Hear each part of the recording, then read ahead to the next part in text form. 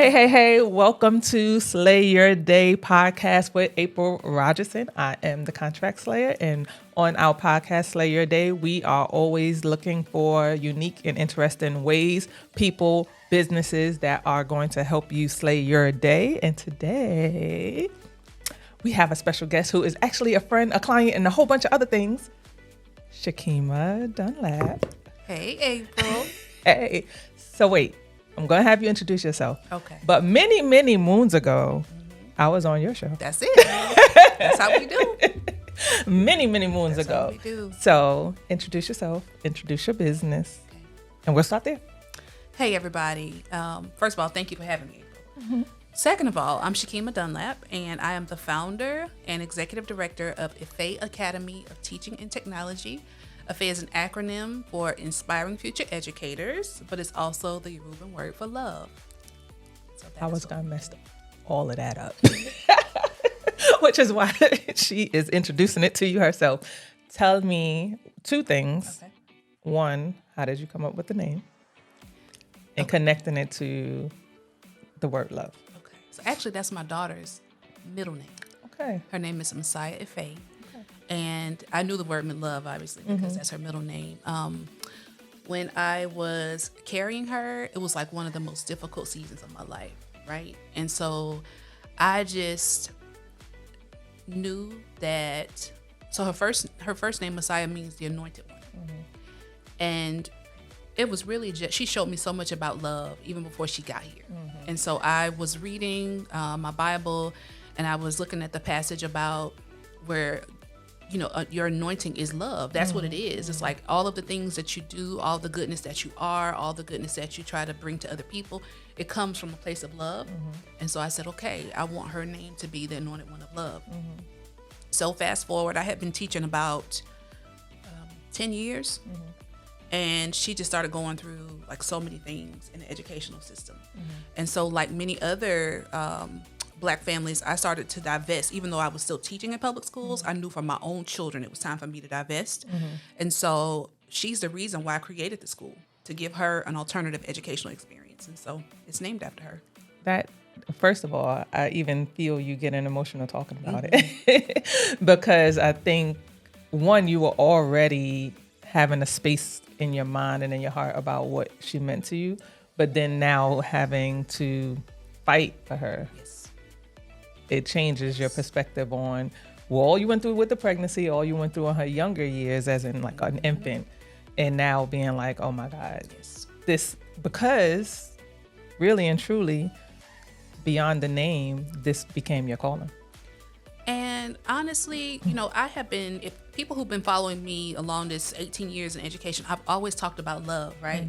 And I'm actually working on my dissertation now, and my dissertation is about love in the classroom. It's about revolutionary love from Black teachers to Black students that makes them want to also become a part of the educational process. So I'm really looking at 3 of my former students who became teachers, and I'm examining their experience inside my classroom. And I know that I was intentional about giving them love, and I always tell my students that I love them. And so I want to see like what difference that makes in the lives of students that makes them say like, I want to do this for somebody else. Yeah. So it's crazy that you say that because I also know that it is impactful. I had a guest 2 weeks ago, and she was very young. I want to say she said she was 5th grade or something like that. And they had like a career day or something like that. And an accountant came in, and she says this woman was a Black professional, and she just looked good. She sounded good. She said, that is how I decided to become an accountant. And I wonder, just as you do, there's some level of disconnect where we kind of act like it's not a big deal sometimes. And not just us. I think because other people are involved in our sauce and our cooking as well. So they don't think it's a big deal to have a Black representative from wherever that is. Yeah. And we really do talk a lot about, especially in media, who they're seeing. So we know every time they change one of the characters to a Black character, an actor playing that character, people lose their whole entire everything, right? But these are the examples that it does matter. It does matter to the students. It matters in their young formative years of what they do decide to become in the future. She decided to become an accountant because of what she saw. And you are saying you have students now who are becoming educators or wanting to become educators because of what you provided to them. Yeah. So I want to tie those two concepts together. So the first thing is that absolutely representation matters, right? And so at the heart of Buffet Academy is this idea that no matter what you decide to do with your career, you will come back and teach our community how to do that, right? So like if you want to become an accountant, then you will come and teach financial literacy to our community. So it's really this idea that whatever we have, right, that we will come back and share that with the next generation, because we're supposed to be building off of each other. We shouldn't be starting from scratch every single generation. There are some things that we can't control, but there's a knowledge base that for whatever reason we don't share. Right. We shouldn't still be having first generations of people learning about credit, about home ownership, like savings, those kinds of things. Yeah. But here we are. It's like every generation. My parents didn't teach me that. And so that's what a Fair Academy is about. And students from third grade forward learn how to teach. And so they're getting pre-service teaching training in elementary school. And so when they leave, they know what pedagogy is. They know about like the art and science of teaching. When they finish a unit, they show mastery of that unit by demonstrating that by teaching other students. So they're all feeding off of each other and learning from each other. And that is what's revolutionary about this space, because when I was teaching in a traditional school, and I still do, like part of what I never saw anybody doing that. They expected for students to understand things without articulating to them why we're doing this. Right. No kind of educational psychology conversation with them about like, I chose this lesson because your brain functions this way, or, you know, I'm building upon these skills that I want you to have later. It's just do this because I say so.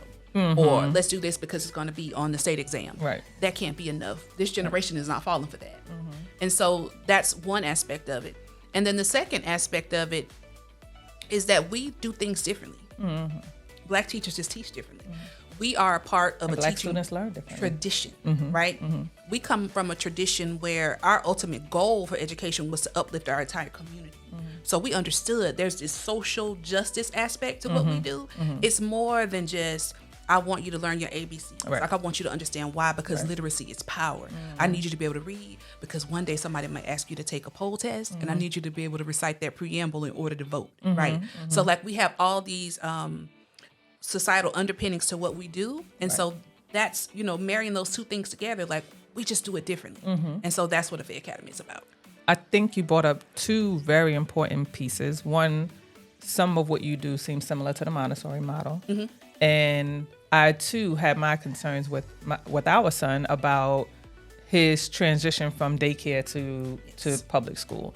And not because I didn't necessarily trust the public school model, because I think almost all of us grew up in the public school model, but I identified something in him. And my background is in education as well, and social work, and he was moving quickly, you know, and he was just like the daycare that he was in, and no shade to them because they were doing what they could given the circumstances, and they were giving him a lot of busy work.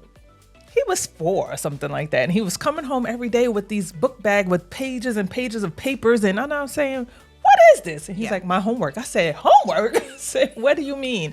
So when I go to the school, I say to them like, hey, why is he coming home with all these papers? And she said, he's just moving really fast. And he's moving really fast compared to the rest of the students in the classroom. And sometimes he starts getting up and starts, disrupting them. First of all, I'm like, you need to tell me, sit that down. But 2, it clicked for me in that moment that, you know what, he may not. And again, this is no discredit to them, but I was just thinking to myself that this model may not work for him in the public school system. And my bigger concern as having a boy was they may target him and label him once he's there, because they don't understand that this is not about him being disruptive. This is about the level of work that you're giving him. So that's how I even got to wanting or deciding to go with the Montessori model. And it was successful. He did that up until about 7th grade or so, which is, again, normally not the distance that it goes. But now the other piece that you brought up that I think is important is that you mentioned that you're educating them to be able to come back and teach, right? And what I think is important about that is most of the time we only think of entering the education system as a model, as a way of teaching. Right. And the pathway doesn't always have to be that way. No. And I'll give an example as well. When Anthony and I were considering transitioning and moving here, something that he Shout considered. out to Aunt. Hey. Prior to us moving and even in coming here, he was considering becoming a teacher because he wanted to help, right? Yeah. And so many times we believe that the main way to help is to be in the school system. And I was not against it, but one, we got to pay our bills. And we've talked about this before. So he worked in finance, and I'm kind of like, so we about to go from finance to education? But my other reason why was because I said the biggest misnomer that I think we face is that we believe the only way to reach the students and reach children is to be in the school system. And what you're saying is that you have built an academy that allows your students to learn how to teach in its essence without necessarily becoming teachers. Right. Because you're teaching. Right. This is what you're doing is educational, right? So I would definitely want you to expand on that. And one, the epiphany that you had that said this might be the better way to do it. But in addition to that, what you've experienced thus far with this, because how long has it been with your school? We are in our 7th year. Okay. So a couple of graduates and all of that stuff in different industries. So expand on both pieces of kind of how you came up with that as a model. And then secondarily, what you've experienced thus far. So this actually started when I was in public school. So I won the Milken Educator Award for the state of Georgia in 2011 when I was teaching in Clayton County. Congratulations! And no, we're not gonna overlook that. You did what now? Yeah. So it's called the Oscars of Teaching. Okay, that's Yeah. why we're not about to just act like you just won a little trophy and they said thank you, ma'am, for your service and gave you some cheese and noodles. No, ma'am. They gave me $25,000. Okay, let's pop your chest, girl. And the Milken Award is one of the 4 national awards that if you win, you go into your state teaching hall of fame after 20 years of service. Gotcha. So 2 more years. Gotcha. But so yeah, when I was in Clayton County, I saw students who had phenomenal ability, but the environment was not designed to help them flourish in the way that they individually could flourish. So we started off with doing things like going virtual. Before everybody, we were virtual inside the classroom. So I taught at Mount Zion High School, which was a performing arts school. Gotcha. My kids would travel to perform. You know, every time the district had something, my students would be there to either act, sing, dance, whatever. And so I went and created a blog for them so that no matter where they were traveling, they could still do their work. So there was no excuse about missing 2 weeks of school because your work was out there. And so I would post their stuff for them on Sundays, and then they would have until the following Sunday to complete it. And this is high school? Yeah. Okay. And it was and I set it up just like college. You know, you have until Wednesday to do your original post, and then you have until Sunday to reply to 2 classmates. We started getting hits from all over the world. Gotcha. Teachers reaching out from all over the world saying like, can I borrow this? And I'm like, yeah, that's what it's for. It's out there, right? And the students, we were using Twitter to teach. Every day they had to go home and tweet #TIL, today I learned. And they started teaching their Twitter followers what they learned. Gotcha. And it just became like this whole conversation where we ended up meeting Lupe Fiasco, and he told his followers to follow me. There were like 1 million people, and he's like, follow this lady, she gets it, right? I took them to his signing. He released his CD, the Food and Liquor 2 album. And I took the kids to signing, and they were like, yeah, so my English teacher, she teaches us English using your lyrics. And we were learning about, bitch bad and allegories and stuff like that using your lyrics in public school. Right. And so the way I designed it was that I wasn't even there. My desk was in the back of the room, and I had them facing each other, right? So and we had a rug in the middle. We had pillows. We had lamps because I did not believe in the mind-altering strobe lighting. Right. And so I designed the curriculum so that they had conversations with each other, and I was just there to like bring them back in if they got a little bit off the rails. But I taught them how to teach, and they designed lesson plans, and they would go to other teachers' classrooms and teach lesson plans. And part of what that showed me is that whole idea that Maria Montessori had is that the children should be behaving as if we don't even exist. Right. A student-led classroom. If you're doing your job, right, you show them how to learn, not what to learn, right? And so I did that inside of an AP Lit classroom in Clayton County. And I just started to watch like how many people were paying attention to us. And then I was invited to write for the Huffington Post. I was invited to write something for the New York Times. CNN came to our classroom. America Achieves came into our classroom. You were adding those off kind of fast. I want you to say them again and slow. Go. So I wrote for Huffington Post. Okay. I wrote for the New York Times. Go again. I wrote for ASCD, and if you're in the educational community, that's leadership. I wrote something for Success at the Core, America Achieves, with the Bill and Melinda Gates and the Bloomberg Philanthropies came in and recorded our classroom, and we were on CNN, Paris Princess. I just wanted to make sure we documented all of that. So these kids, Right. and every time somebody would put a mic in their faces, they would be on, right? And they would say, these kids are really like, how do y'all know how to do this? They were so astonished, and they were like, our teacher said we have to stay ready so we don't have to get ready. Yes. You never know when your moment is going to come. But also, this is what we organically do in here, Right. so we're not creating it on the fly. We're not just talking to the mic trying to make it sound good. This is what we do. And one of the sound bites that CNN picked up was my student Patrick Hilson. Shout out to Patrick if you hear me. And the intro to the CNN video is, she's gonna love you, right? She's gonna work you, but she's gonna love you. And they understood every decision I made, right? Like I took them to the Georgia standards and said, these are the standards. Everything that we're doing in here, you can align with these standards, but you're going above and beyond that because the standards in here are the basic. I want you to be above that, right? And so we just started in that little classroom. And so I went and actually just resigned from Fulton County Schools and opened my school. And I started getting families saying, this is probably a better fit for my child, right? Some of them. What prompted the resignation? Because it's always scary to leave kind of the, what you can say on video, what prompted the resignation. Because when we talk about business, there's always that space where we're doing both. We're in corporate, we're in, we work in punching the clock and doing the business. And then something clicks. Something clicks that says, either I don't want to do this anymore, I don't need to do this anymore, or F all this ish, I'm out of here. That was it, right? That was it. And then I started to, a couple times in my journey while I was still teaching, I had gone to different research institutes with the National Endowment for Humanities. And I was learning about all these Black educators. And I was learning about, the Moton High School walkout in Farmville, Virginia, and how Reverend L. Francis Griffith decided to create community schools for those students when Virginia decided to close its schools instead of integrating, right?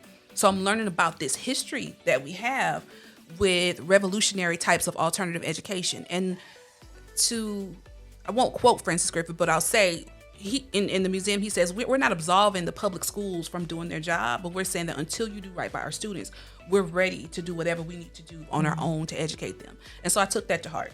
Then I messed around and learned about Dr. Charlotte Hawkins Brown, which I just wrote a chapter about her, so I'm so excited. At the Palmer Memorial Institute in Sedalia, North Carolina, this Black lady at 18 years old came from Boston, only had a few dollars to her name, and started a whole private school that ended up being one of the most phenomenal Black elite boarding schools during Jim Crow, and it ended up closing in the 70s, right?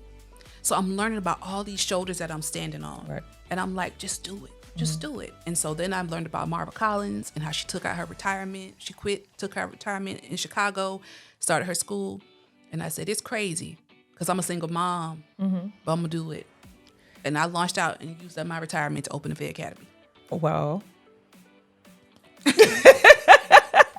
and some of the best things are born from the crazy. It was crazy. And when you look back at it, you're like, I don't know what I was thinking. I don't know whose wings I was on, but I made a decision to do this.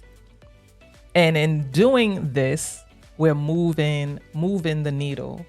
If it's moving the needle for yourself, it's moving the needle for your family, and it's moving the needle for the people who are coming up behind you. Because there will be someone who's saying, I was researching all of those people that you named, and Shekema Dumlin. I'm anticipating. And my students will always tell me at Mount Zion, they call me Mama. They would say, Mama, one day they're going to make a movie about you. I'm going to roll you in your wheelchair down to the front. And they would always say, if you were a white lady, they would have been made a movie about us. But because you're Black, nobody believes it's happening. Well, they could put a little Coolio in there and everything. Gangsta's Paradise, right? Right. So, and I just want to be clear that a lot of the antagonism that we got was not even from people outside of our community. It was from people inside of our community. That happens. Right. Let's talk about it. We were under the radar in Clayton County because nobody believed that those black kids were getting that kind of education. So we were getting away with a lot of stuff. I was Skyping people in. We were having all kind of activists from all over the world coming to talk to those kids. I had a guy from Denmark. He came 2 years in a row. He came from Denmark to talk to my students. Yeah. I want to talk about what you just mentioned because I think that part and that piece is important. Because sometimes, and we just talked about this, I had Montez Diamond from the Small Business Administration talking about how sometimes we are so underserved and feel that we're undeserving that we don't always tap in, right? So while the students may have believed and you were able to convince the students and they were all in, they're like, Mama, we in here, we're doing things. And Mama like, yeah, okay, whatever. Were you able to get the community on board, meaning the parents, the aunties, the uncles, the grandmas? Where were they in this process of elevating the students? So in the traditional school, the parents actually came to the classroom. Like I had an open door policy. So parents would come, they'd be like, yo, my child keeps talking about you. I want to see this. And the parents would come in and I would just let the kids do their thing. And the parents would just be like, I'm coming back. Okay. So I always had parents and moms, stepdads, aunties, uncles, cousins come visit because they wanted to see. They just couldn't believe. They were like, my child is doing their work. My child is coming home teaching me what they're learning. And I never learned that in school. And I want to know why I never learned that in school. Like who was deliberately hiding this stuff from me? And then another aspect of it was I was teaching AP literature and AP language. So any novels that we read, I had book nights where the parents would get a copy of the book too. And they would have to come and we would have food. We were at Title I. So I had a parent liaison she could purchase food for the parents because it was a Title I school. And so we would have book nights and the parents would come read Beloved, The Bluest Eye, Ellison's Invisible Man. And just to see these black parents who had never had that kind of education and they were learning alongside their children, that was amazing. And so my parents would call me and be like, if you don't get your child, like they would call me when the kids were acting up at home. Right. You know, they'd be like, I'm gonna call your other mama. And I would tell them, I got you. You know, and it was really that village. The pushback was from my fellow educators. Because once you start to teach students, it elevates the game for everybody, right? That is true. And so the students would, say like, I want to speak to that. And they would say, put your hand down. You can't say anything. You're one of hers. No. And the kids would come to my classroom crying and they would say, Mama, it's just like, it was so bad, April, that I wanted to quit because it was kind of like the mafia. They go after what you love. Right. They would never say anything to me, but they knew how I felt about those students. Right. And I was just saying, like, am I hurting them by exposing them to this? Because it's making it hard for them every day. I don't know that I understand what you're saying. And going back to the Montessori model, right? Because so much of this is supposed to be student-led. And while I understand each model is different, right? So a traditional model does not really have a student-led basis. However, part of education is supposed to be expanding their minds. Right. And making it so that they feel comfortable and confident when they get into the world that they're able to advocate for themselves. And that's such a big piece of the Montessori model and such a big piece of what you're saying you were doing.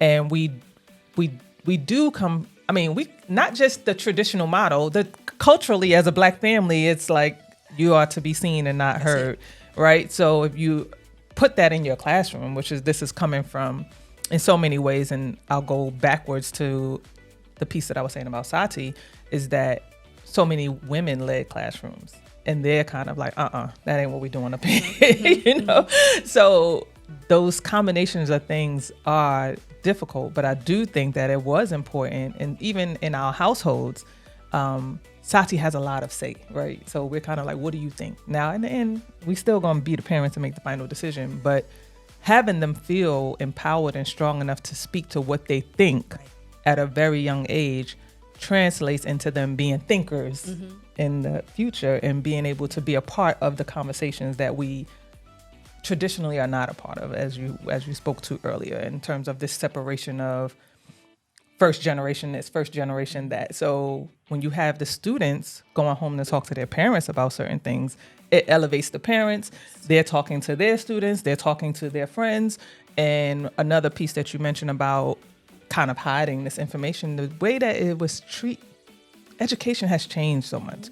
And a couple of years ago when I was, I've had many careers. When I used to do hair, my partner had a daughter. She was like 7. She's trying to do her timetables. She wasn't doing timetables. She was doing like multiplication, division, whatever she was doing. And I'm like, do you know your times tables? She said no. And I was like, wait, what are you saying to me right now? And I had an educator in my chair at the time. And she's like, well, that's rote memorization, and they don't need to know that anymore. And I'm just kind of like, now, wait a minute. You know, let's not get too far away from all these different. My shoes, and I still need to know how to do it. The I don't ABCs understand why. I don't even know where shoestring came from, but I know how to tie my shoes, and thank God for it. So this is where I want you to go with this, because I think rote memorization is a part of learning. And I will say that in the traditional model, they take parts and pieces from other models and just kind of throw them at the wall. Yeah. And that rote memorization piece was astonishing to me, because I'm like, there are many things that we learn that is rote. ABCs is what. So I'm saying, what do you mean? There are many things that are part of us learning, putting on pants, putting on all the things that we do. Rote memorization, and we all do it to this day. You're not sitting here thinking to yourself, okay, I got to put one leg first and then the other leg. You just do it. So part of what you do in terms of getting them to think outside of the box and inside of the box, but also some of the methodology that is absolutely critical to the learning process, so that they can think beyond, because they don't have to learn this stuff now. Speak to that piece and how much you tie in some of the traditional with what you do now. Well, what you've been doing. It's the traditional, but it's the explanation to give them understanding of why that's important, right? So not just saying do this, but here's why you do this. Also, like, one of the things that I've gotten so far in my research data collection is that they'll say, Mama, we learned not to ask you stuff. Because you say, look it up. Right. And they said, now I do that to my students. When they ask me something and I'm like, oh, you probably need to know that more than just me telling you. I'm going to let you look that up while I go over here and do something else. And so some of them say, like, in their conversations with people, I don't argue with them. I tell them, go look it up. And that's a skill, right? Clicking on Google is that's rote, but you do it. And so it's really not that we need to get rid of it. It's just that giving them the understanding of why, like how this is a building block for something else. And I think that's the reason why a lot of people struggle with it. But I want to speak to the second part of who I am, which is now an academic, and just say that a lot of these decisions are made by people who sit in places like me and they do this research. It's 1 or 2 studies, right? And it changes the whole trajectory of how teachers do this or that, you know. And I know that every classroom teacher is so overtired of every year there's a new research that comes out and they say, do it this way, do it that way. Or a new administration every couple of years. That's it. Yeah. And so this is why it's important to have some things that are just foundational. And so I don't think that saying that, you know, I guess in the vein of free area where we talk about banking knowledge and things like that, like we have to have those things, but just the understanding behind them. I don't know how to make my lipstick. I just put it on, you know what I mean? And so the understanding is that I want to look differently when I put it on. And so I think anything that we do, we just need to understand the logic behind it. Right. Yeah. And I agree with all that you said in that piece. And I guess the most important part of that is, one, you're an academic, so you understand the research portion of it. What happens is they're implementing these things into the school without an understanding for the educators and the teachers to understand the thought process behind it. So in a lot of ways we have, and again, I get it, teachers are overwhelmed, so they're kind of like, listen, this is what they told me I got to do now, so that's how we're going to do it. And Common Core math is another example of that. And to say, I'm going to teach you how to do this Common Core math, or I'm going to teach you how to do whatever, all them boxes and what is that, lattice? But the student doesn't know their times tables. How could they potentially get to the point that they're doing this complex, quote unquote, new way of doing the math without understanding the foundational pieces? And I think that is difficult for an educator to understand as well. So if the teacher doesn't get it, The students don't get it. Whoever dropped this down from the top is facing a disconnect. And that's not to say that the lattice methodology or the Common Core methodology is wrong. It's just the implementation of it is off. So a couple things. The first thing, as you're speaking about this stuff, and I'm saying that's where love kicks in. Because if I love you, I won't give you something that's not good for you. Right? If I love you and I know that, maybe this meal is healthy, but you're missing a certain nutrient, you have an imbalance, I'm going to add what you need. Right? Come on with it. And I have to love you enough to feed you what you need to grow. And that's what all good mamas do. Right? And so I would be a horrible mother if I served all 4 and plus my bonus 5. If I served all 5 of my children the same meal, knowing that only one of them's gonna grow from it, I've got to love them all enough to say, this is what you need, this is what you need. So the base of the meal might be the same, but then I have to come in and what we call education differentiate, right? And so that's where love kicks in. That whole idea that, well, this is what they told me to do. For some people, teaching is a calling. Like, this is what you were born to do. And you, whether you're behind this podcast, Mike, or out teaching somebody how to sign a contract, you're going to always be an educator at heart. And I think that's what makes you so good at being a realtor. Thank you. I know I learned a lot. Listen, when I was buying, I learned so much. And so that's why I was willing to rock with you no matter what, because I'm like, I trust this woman. And same with Anthony. He teaches while he's doing what he's doing. And so I think that that love is the first part. The second part is this thing called fugitive pedagogy. And that's one of the theoretical frameworks that I'm using for my dissertation. Shout out to Dr. Jarvis Givens at Harvard. Fugitive pedagogy is what Black teachers have been doing from the beginning of time. When we knew that people were watching every single thing we taught our children, we said, we're going to close this door and I'm going to do what we have to do. Right? Because I know that for me to say that I love you, you need something different. So here's what I'm going to do. I'm going to show you how to do Common Core. So when somebody comes in, what do you know how to do? Common Core. Right. But when this door closes, I'm going to give it to you whatever way. Right. All 32 of you need to get it in order for you to have mastered its content. That's what we need to go back to. My kids knew, like, listen, when they come in, what's on the board? Oh, we're doing this to this to this, this the standard, whatever. But what are we really working on? Right. This over here? And I think that what you're saying in regards to that is important. And I would say that only the special teachers will actually get that. And only the special teachers will give that. And some of it is burnout. Some of it is a lack of passion.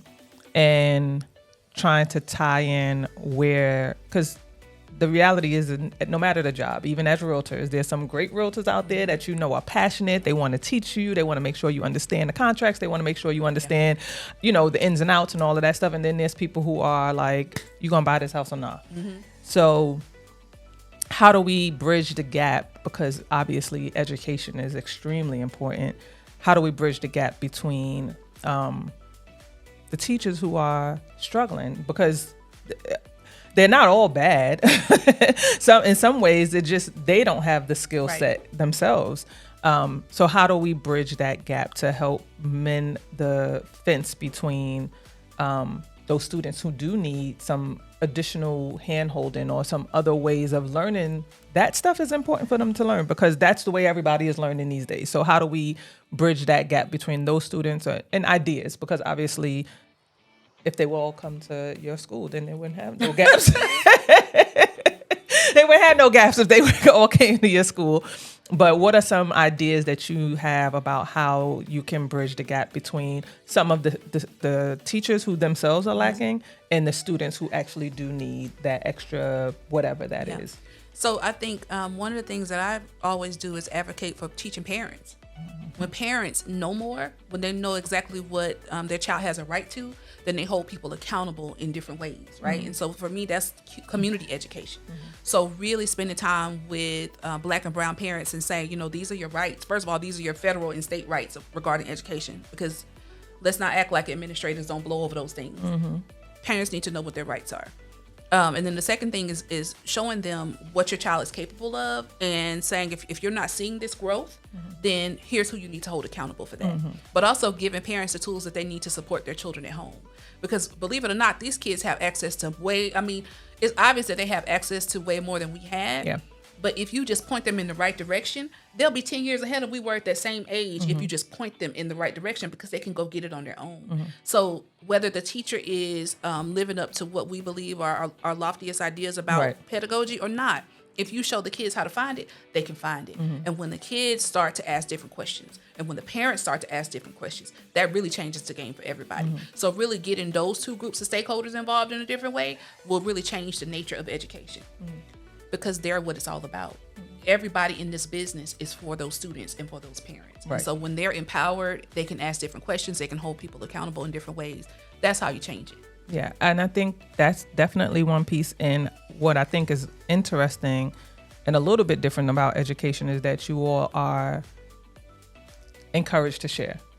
And what I would say a suggestion will be for those educators is to lean on the teachers who do have the skill set and more coalescing with each other to say, hey, I'm struggling with this and my students are struggling with this. What are some tools that you could suggest that I could use in my classroom that would be able to help get us over this hump, and not have too much of an arrogance about it? Because I know sometimes we can get in our own way. So between helping to educate the parents, not even holding the students accountable, but pointing the students in the right direction, and there being an alliance between the stronger teachers in that school system and an openness from the teachers who may be a little bit weaker, I think that would definitely help bring these two together. Because if we're being honest, the other side of that is, while you were definitely helpful and impactful in the Clayton County school system, there are a lot of school systems that those students do not have access to private schools. And without having access to private schooling or educators outside of their sphere, they're going to lose a lot there. Yeah. And what we find is when they become part of the workforce, there's so much missing there. So much missing there. And you're saying now, dang, you're 17, you're 18. That's where the school board comes in, though. And again, it's the parents. Educating the parents, they can elect different people to serve on the board. If you have the wrong people serving on the board, then it won't matter how many good teachers you have in the district, they're going to run them away. And the reality is that some of them don't even know. They don't, like, you go in and some of us have all been guilty of this in some way or another, right? You go in there, there's all these names. You're like, okay, who's a Democrat? That's it. For the most part, because ain't none of us voting for no daggone Republicans, if we're being honest. Right. Because I've done it. I'm like, oh, that. Right. So, and we would be considered educated, right? So if we take it a step further, and now you have these people who are like, I go to work, try to feed my kids. Yes, I will vote, but I don't really know who I'm voting for and what they stand for and what they're going to be able to do for my children.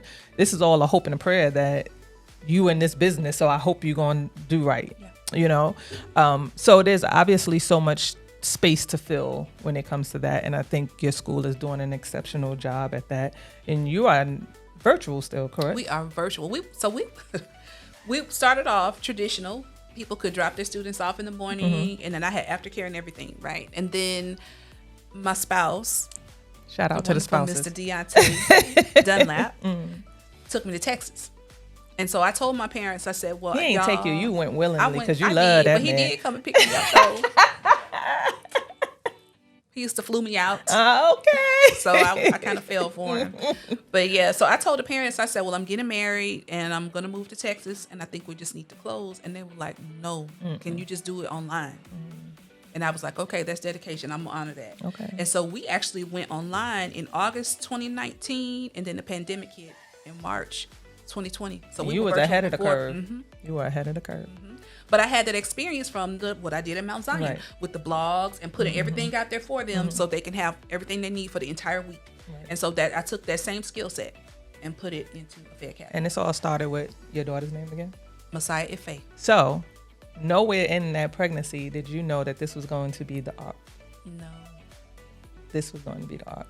So from the moment that you began what you were doing with baby girl all the way through, advocating for her, advocating at Mount Zion, opening your school, doing the things that you were doing virtually, all of this started 1996? She'll be 19 when she was born in 2004. Yeah. So I want to definitely commend you because we have been connected to each other for a long time. And this is something we've talked about a whole bunch of times on the phone. So that's why when I was like, yes, she's coming in. I'm excited. I want to wrap up with two things. One, what is something that you would love to see more of in the future with your school, but also in more traditional settings? Okay. So with the Faye Academy, obviously, like any business owner, I would like to see more clients. Mm-hmm. I think that Say it again. There's this mismatch between our community and like what we're willing to pay for, right? Yeah. So like we'll complain a lot about public schools, but nobody's willing to pay for something like what I'm offering. So I would like to see more. When we first opened, we had more people from the community volunteering to sponsor students. So we had people paying for like, oh, I'll pay a month of tuition, or I'll sponsor this student for a year. That's beautiful. Or whatever. And so those days, I miss those days. I know economic times are a little bit more challenging since the pandemic, but that really kept us afloat because I wasn't even making a salary, and I still really don't. That's why I have to work for other places. But that's what I would like to see. Like more students should be able to have access to this, and ideally I'd like this to be my full-time gig. I mean, it's full-time, but I'd like to be able to stop doing the other things and focus on being the best I can be at a Faye Academy. My goal is to actually work with other people in their communities to not necessarily replicate a Faye Academy, but to create a place-based school for wherever you need. Almost like micro schools for whatever your community needs. So if it's teachers who want to start it, families who have a subdivision and they want to start something in their subdivision.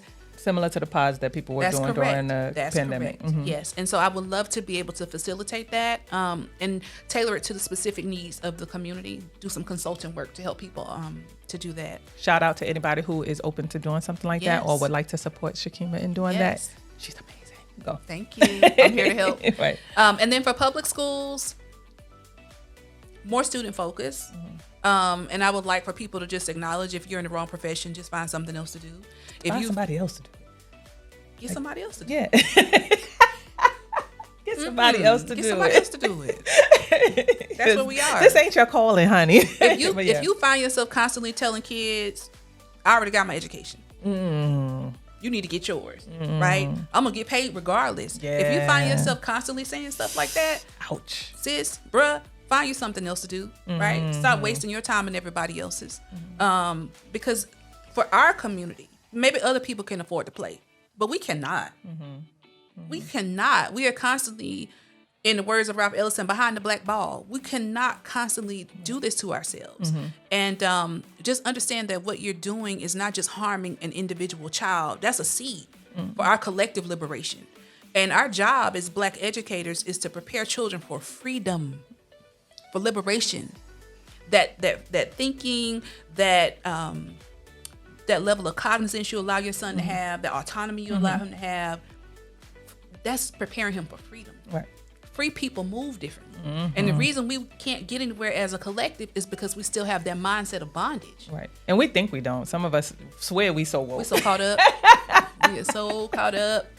Even the mindset of saying, I'm not paying her to teach you when the school up the street is free. Now you know that your baby's soul is dying in this seat.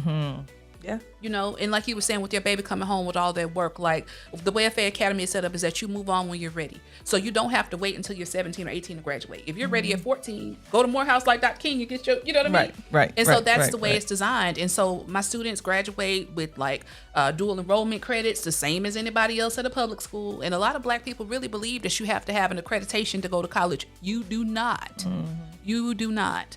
And so Honors College enrolled students that have graduated from a Faye Academy, just do what you got to do for your babies. Yeah, do what you got to do for your babies. And on that note, we want to thank Shekema for being here with us. You, and what is the best way to get in contact with you? So on all social media, I am Shekema Dunlap. That's SHEKEMA DUNLAP.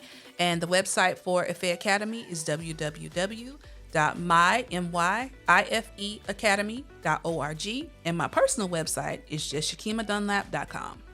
And she is accepting and enrolling new students. I am. Thank you, Shekema, for being with us on Slay Your Day. We appreciate you. Thank you. And that is it.